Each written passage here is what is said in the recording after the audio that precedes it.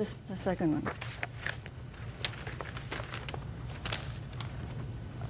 And the bottom is stated that I asked the officer to not arrest the defendant. Why?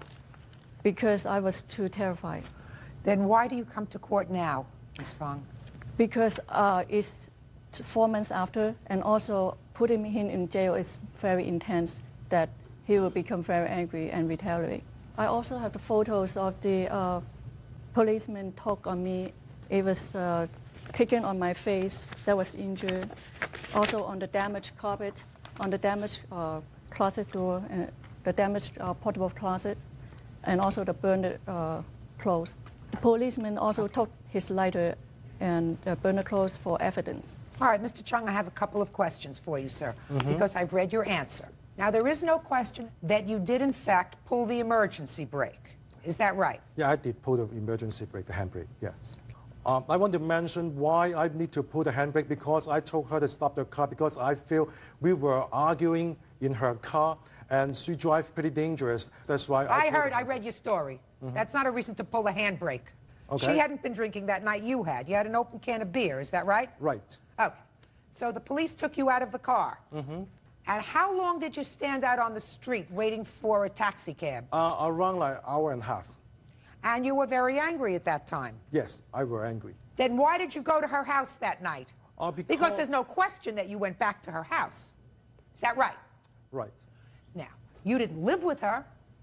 I did not live with her. Then why did you go back to her house after being very angry? Listen to me, Mr. Chung, because I'm very smart. You tried to get out of the car. She wouldn't let you out of the car, according to you. You were so frightened of the way she was driving erratically that you pulled the emergency brake on the car, according to you. Is that right? Yes. The police came and rescued you. Is that right? No, they rescued you by getting you out of the car. Is that right? Right, that's getting me out. That's according to you. They rescued you by getting you out of the car. Now you're rescued. She can't hurt you anymore with the car. So, quiet. Excuse me. I'm speaking. Okay. So you're standing outside for an hour and a half, and it's very late at night. About midnight? And midnight. And very cold. And really, really cold. And you don't live with her? No.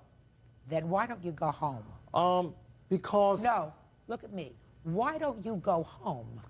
Because I was angry, and I heard she told the police I'm making trouble on her, and I was angry. I just wanted to go to her. So you were angry? Right. So now you arrive at her house after having had a little to drink, being out in the cold for an hour and a half, and you're very angry. And what do you do when you get to the house, Mr. Chung? I want to talk to her. What do you do? Did you call her and tell her you wanted $35 for a cab? Oh, I did. She gave you the $35 for the cab. Is that right? Right.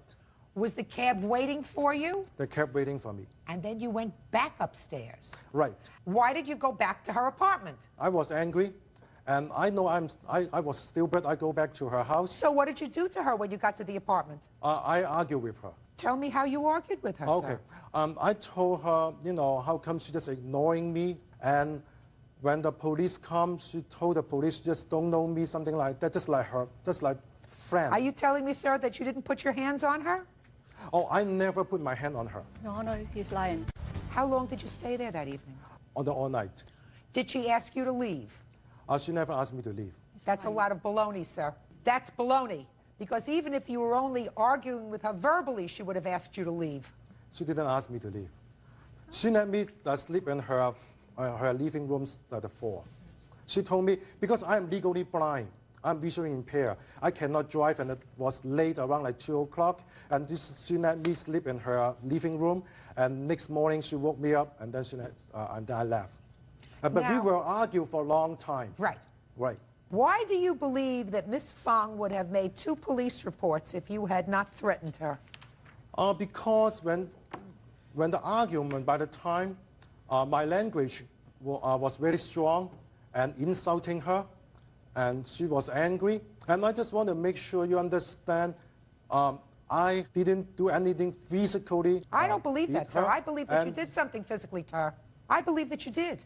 I believe that you went there that night and you were very, very angry. Right.